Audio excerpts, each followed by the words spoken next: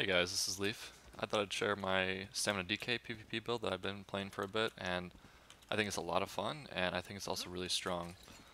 So let's get right into it. For the sets, we're running 2 Blood Spawn, Impen with Stam Glyphs. I have a Triglyph here, but I think Stam Glyph would probably be the better way to go. And then on the body, 5 Tavas, all Impen, all Stam Glyphs. And what I like to do is I like to go 5-1-1, so 5 medium, 1 heavy, 1 light. You could also go maybe 5-2, 5 medium, 2 heavy. It's up to you, but I think 5-1-1 is the way to go. Jewelry, we got Werewolf Hide with weapon damage glyphs.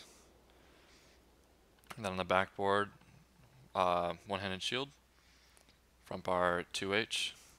And so on the front bar, you'd only have 4-piece Werewolf Hide, which is fine because you don't need the 5-piece on the front bar.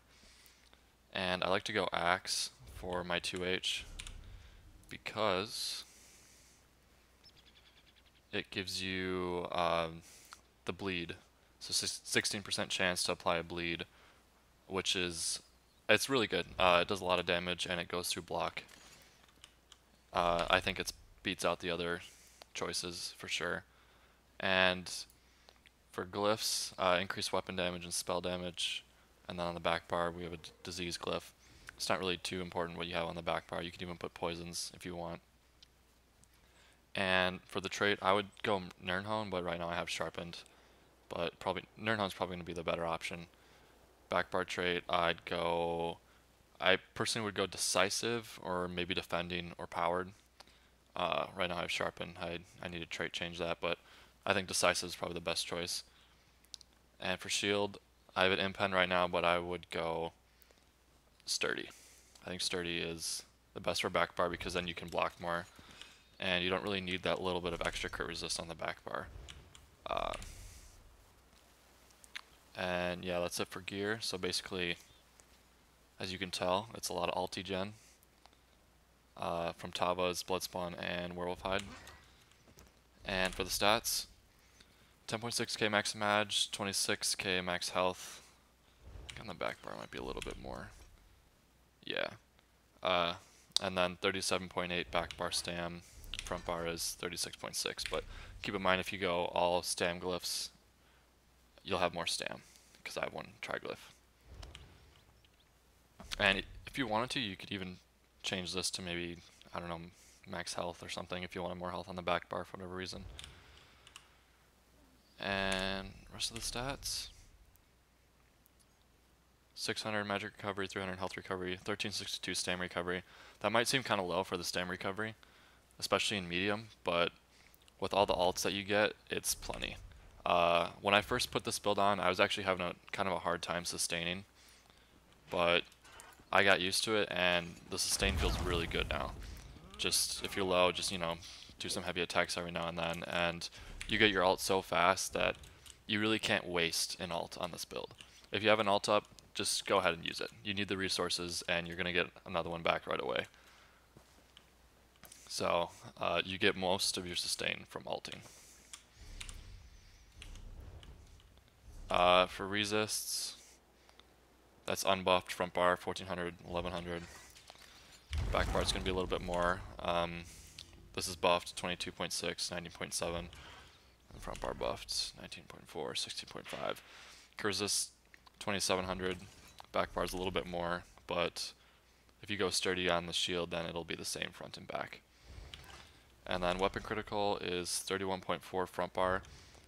That is without using Evil Hunter. If you put Evil Hunter on your bar, it's going to be 41.4. And you might have a scroll buff. Let's see. Increase weapon critical by 2%. Yeah. So take 2% off of this, because if you don't have the scroll or the enemy keep bonus, then you're going to have 2% less crit. Weapon damage 2549, that's unbuffed, and that's also without Nirnhoned.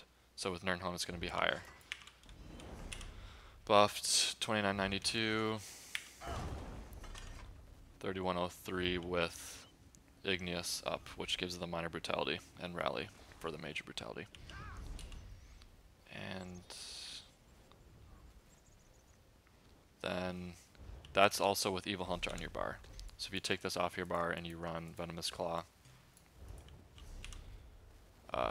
it's going to be buffed without Nernhound. It's going to be 30.37. And that's it for the stats. Serpent Mundus, I think running anything else and you might be kind of pushing it for sustain, but you could try it out. I don't know why I'm a werewolf. There's no point going werewolf really with this build because you'll kind of negate the purpose of the ulti gain, since when you're in werewolf you can't really use an ult. And then for food, I think my food just ran out. Max health and max stam is my favorite. You could even go dubious, or I don't know, you could really do whatever you want for food. You could even go try food if you want more magicka for igneous or something, or wings, but I think max health, max stam is the best. For skills, reverse slice, I'd actually go the other morph, executioner. I was trying this morph out and there's only a couple times when I really felt like I benefited from it. Otherwise I think executioner is going to be better in more situations. But if you're in a group and you're always playing in a group, then it might be worth sticking with reverse slice. And then rally for your heal and your major brutality. Stampede, you could go other morph if you wanted to too. Keep in mind that this all gap closures got nerfed, so their damage is a little bit lower than it used to be. Dizzying Swing, everyone knows this. 1 second cast time, stuns you, deals a good amount of damage. Then Venomous Claw, and this is a flex spot right here for Venomous Claw. This is my personal favorite, because what I like to do is, when I'm in a fight, I like to just put Venomous Claw on someone, and then once I get my ult up or I'm ready to go offensive, they might be at like, I don't know, 70% health or something like that, which is really nice. And I was playing around with Evil Hunter, and it's good, but I think Venomous Claw is better. But with Evil Hunter you get the weapon crit and you also get the 3% weapon damage. And then Take Flight for your ulti. You could also go Dawnbreaker if you wanted to for the 3%, and maybe you prefer the dot and the knockdown instead of having everyone go kind of like away from you. It's up to you. Back bar, hardened armor. I actually kind of want to switch to volatile because with volatile you are able to get night blades out of cloak, and otherwise there's no way you can get them out of cloak unless you use detect pots, which I personally would not recommend, and I'll get to that later. But if you do use hardened, then you get 5.9k shield stack. That's pretty good, honestly, for stam, and you don't really have to do much to get that. This is another flex spot for reverb, but I think you're gonna like reverb. This skill is honestly really good. Mostly for the Major Defile, which is 10 seconds long, but also the stun is actually really strong. Something about the stun is when you stun them, the character kind of like stumbles a little bit, and then they can break it. And they still stand up when they get stunned, so some people might not realize that they're stunned right away. So it's a really good CC, and the Major Defile makes it just so good. I really like it, but some alternatives if you don't want to use that. Noxious Breath. Something good about this one is that it applies Major Fracture. It's a good skill, but it doesn't beat this in my opinion. Honestly, if you wanted to, you could run Flames of Oblivion, but I wouldn't do that. Wings. Wings is a good choice, especially if you're using Tri-Food, but I personally don't really like it that much, mostly because it can get really buggy and it's also really expensive. But if you're fighting a lot of snipers, then honestly it can be really nice. And let's see, Petrify, you could try it. It's a good CC, especially against blocking opponents, but you're gonna have to watch your magicka, and I think that your other CCs will do the job just fine.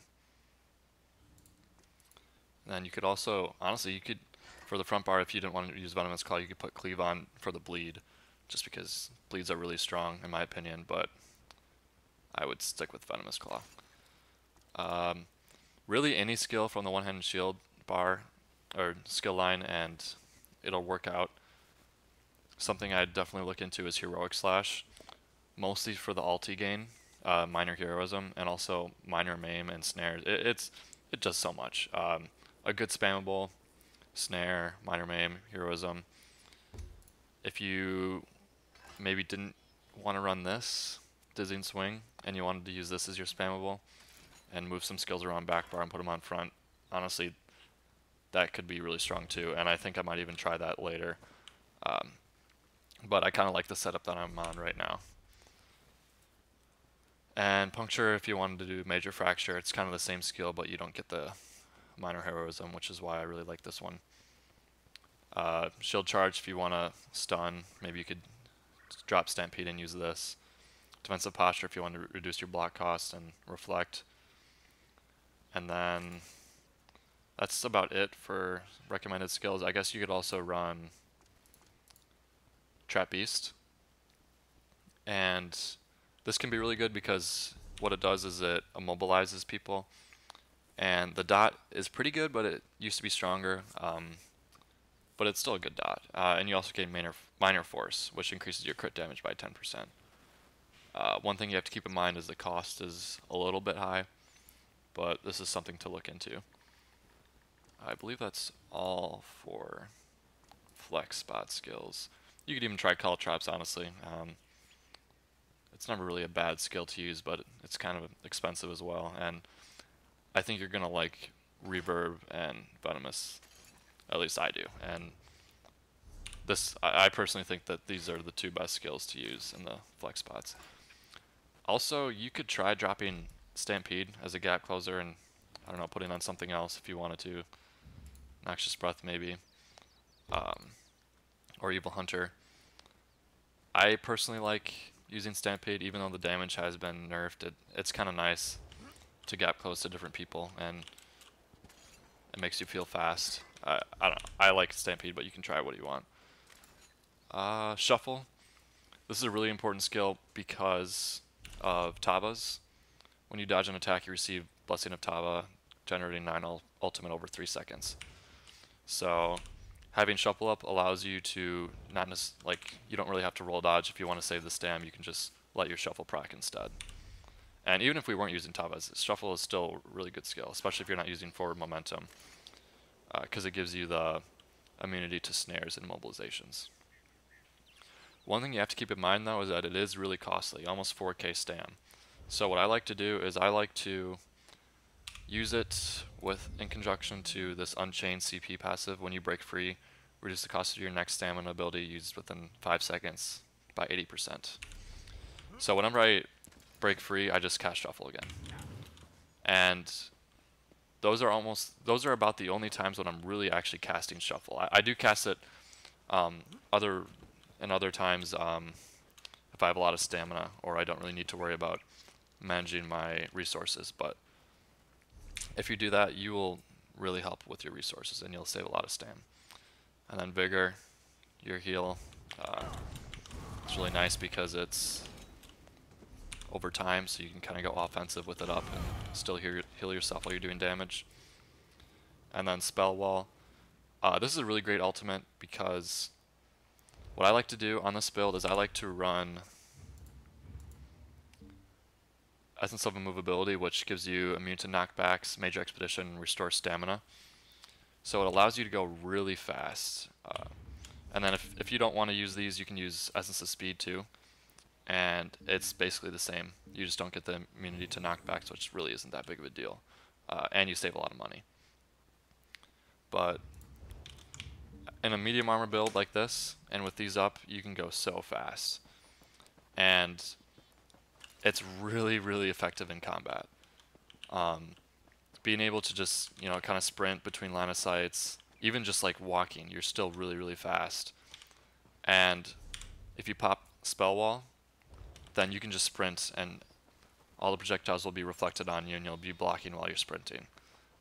It's really good. It's helped me escape Zergs multiple times and just fights that I don't want to be in. I just start sprinting and pop that ult, and it's really hard to catch me. So I definitely think this is the way to go. But you could also use something like corrosive. Uh, I I really think this is the best ult to use open world, but corrosive is good, especially for dueling or I don't know, something like that. But this isn't really a good dueling build anyways. So I definitely go spell wall. And that's about it for the skills. So for CP, most of this is just kind of whatever you think is best for you. So I'm only going to go over the important things, starting with sprinter. Reduce the cost of sprint, and since this is a build where you're going to do sprinting a lot, it's nice to put a lot of points in here. I might even add more. I'm not sure yet. So just pause the video if you want to check other things out, but it's pretty straightforward for the most part. And then be foul, reduce the effectiveness of your healing reduction abilities, or increase the effectiveness.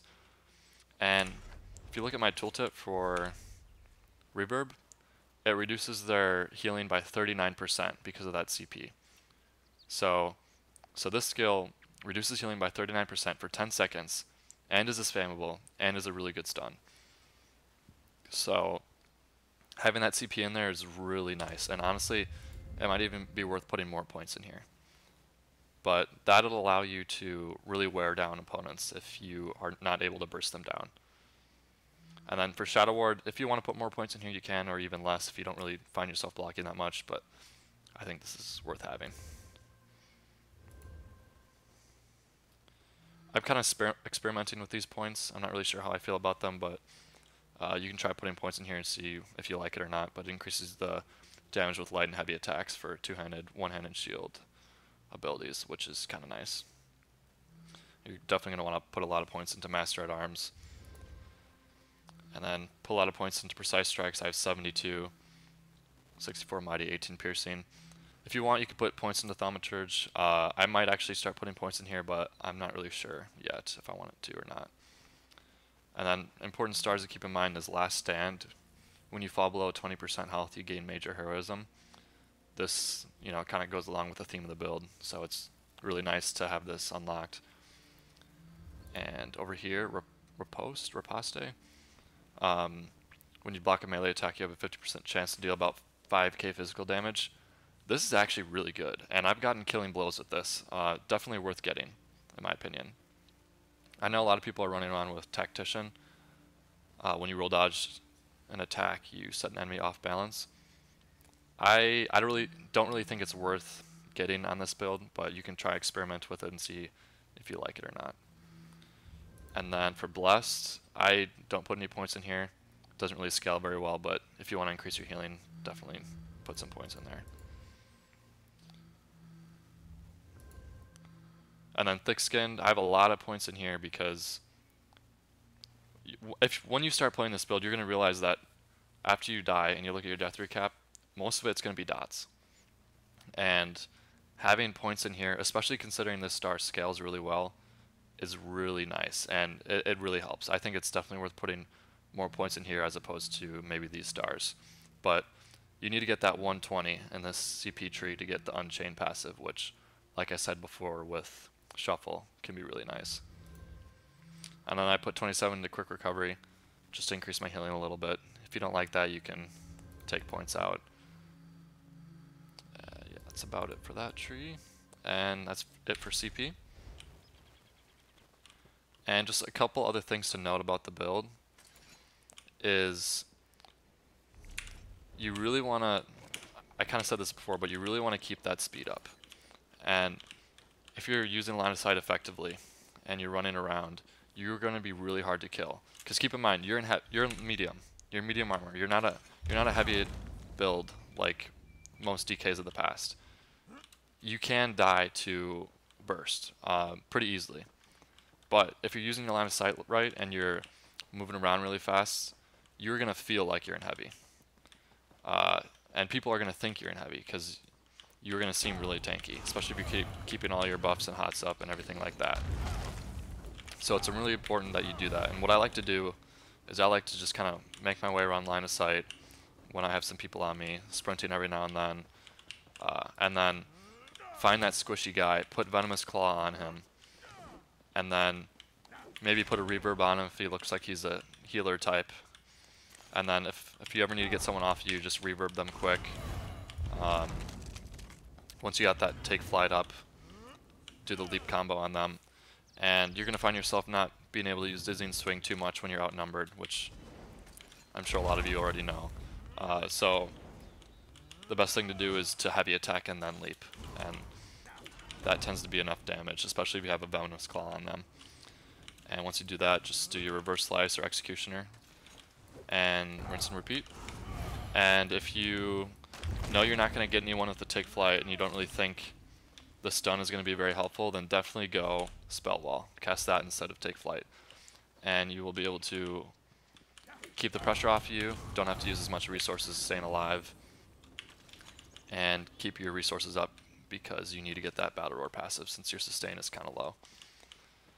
And when you realize that the fight is lost, what you want to do is you want to make sure you have your speed pot up, pop spell shield, and just start sprinting. It's going to be very hard to catch you, and you're going to go so fast. And this is the way I do to get away from a lot of Zergs if I know I'm not going to win, if I'm heavily outnumbered, or maybe I want to regroup with my teammates or something. And I really think it's worth using these speed pots, but if you want to use tripods too, go ahead, especially if you have a lot of defiles on you and you can't heal. Those tripods will help you keep your health up. And that is a big weakness of this build. Defiles really do hurt this build. Defiles and bleeds. So you want to keep your eye out for those, and if you're getting defiled, you definitely want to do the best you can to stay alive. It's really hard if you're defiled, since you don't really have much to counter against that, but I think the speed pots are the way to go. For people to play this build with, I've been playing it solo, I've been playing it duo, I've been playing it with 3 people and 4 people, and I think it's strong in all those situations. Solo, you might find that you have a little bit too little damage sometimes. Even though your max damage is kind of high and your weapon damage, if you have Nirnhone, that's going to be even higher. And if you have continuous, it's going to be even higher than that. But it's enough in most situations. I really have only come across a very, very small amount of situations where I feel like the damage is lacking. And once you get used to this build, and you get used to the sustain, and applying your dots or whatever skills you're using, you'll have enough damage. But if you're running this build with someone else, and you both are running the same build, then you're even stronger, because you can leap together, you can run away together, you can do everything together, and it just makes everything easier, and you do more damage, so you can take down even better players. Another thing you can do is run with someone running healing ward. That way when you get defiled, it's not as big of a deal because they can ward you. And that way, since wards aren't affected by defile, you'll still get that shield, which will save your life many times. And that's really about it. Let me know what you think of the build. I'm having a lot of fun on it, and I'm going to continue to play it. I will link a gameplay video in the description so you guys can kind of see how I play this build. The play style, what I do, and yep, that's about it. Let me know if you have any questions, and I hope you guys enjoy.